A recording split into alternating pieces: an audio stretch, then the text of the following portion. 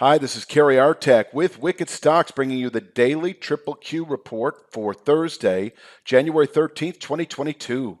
Before I jump into the charts, as usual, just please click like each and every time you watch the daily Triple Q report. It does help us out a great deal with getting the word out and being noticed on YouTube. Also, subscribe. Subscribing actually helps you in being notified each and every time new content has been uploaded to the Wicked Stocks YouTube channel. That includes the daily Triple Q report, the daily SPY report, the weekly DIA, weekly IWM. Next week, we start the weekly Bitcoin report, and we put out a free stock pick every week on YouTube. We also do several others for premium members on our wickedstocks.com website. And I think that that's all that needs to be said for that. Let's jump into the charts.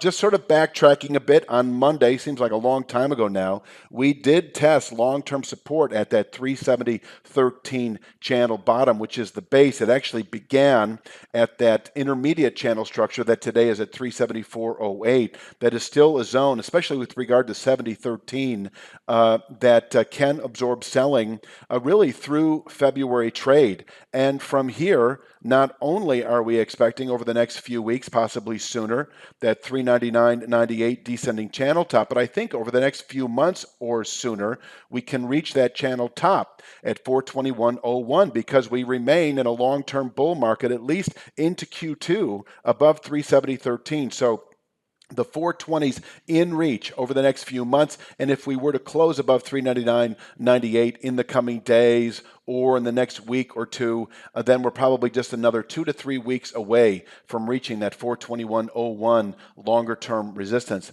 Let's take a look at the nearer term. If we backtrack just a couple of days, we did settle Tuesday above that 380.04 descending 1/3 speed line.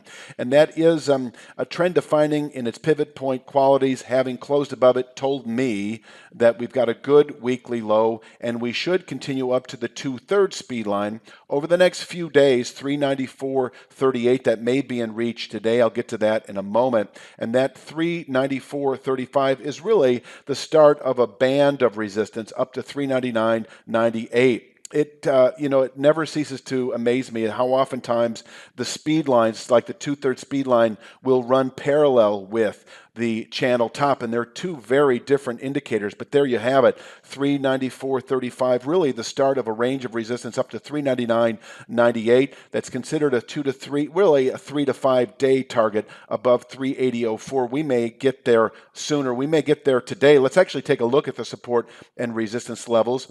I've got, it was kind of a tough going for me in terms of determining kind of the intraday pivot point at 386.02. I will tell you that 390.99 above that level and 382.22 below it are almost equally as strong. So all three of those kind of have intraday pivot point qualities. You could, if you're an aggressive day trader or a scalper, you could trade off of all three of those all day. But in terms of whether we can reach 394.35 perhaps today, the answer is yes, above 386.02. And if we push above 390.99, I think we're just an hour or two perhaps away from reaching that 394.35 level, which once again is the start of a range up to 399.98 that can contain buying through next week, possibly into early February, because from there we could fall back to the 370.13 channel bottom within a few weeks. And this is where, I'd mentioned how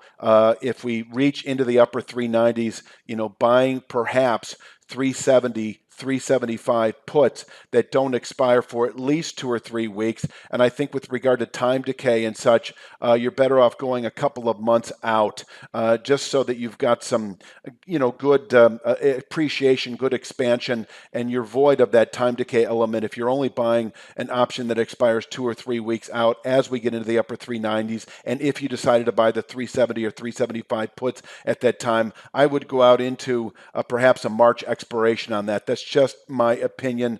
You may be very well suited, very experienced in options trading, and you don't need to hear that from me, but I'm just putting it out there for those of you who are wondering, which should I buy? Anyway, if we did close above 399.98, once again, 2 to 3 week target at 421 even, and you would probably want to liquidate any puts that you'd acquired in the upper 390s at that point in time.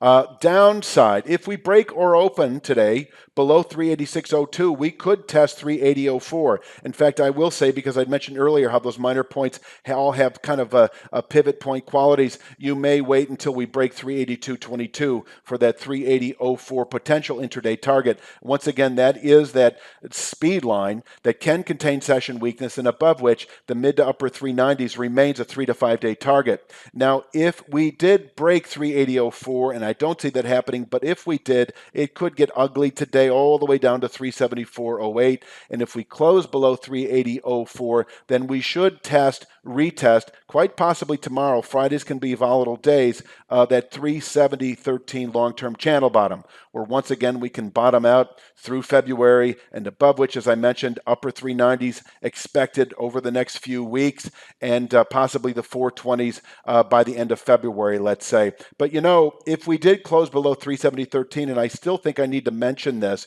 even though we've rallied nicely off of it, if we did close below 370.13 anytime, say by tomorrow's close or by the end of next week, then we have a 321.38 target that would likely be realized within about 3 to 5 weeks. So there's another put buying opportunity, FYI. If we close below 370.13, I would recommend the 320, 325 puts that don't expire until March at some point. That would be my recommendation. I'm going to leave you with the support and resistance levels for today. I'm not going to go over them again.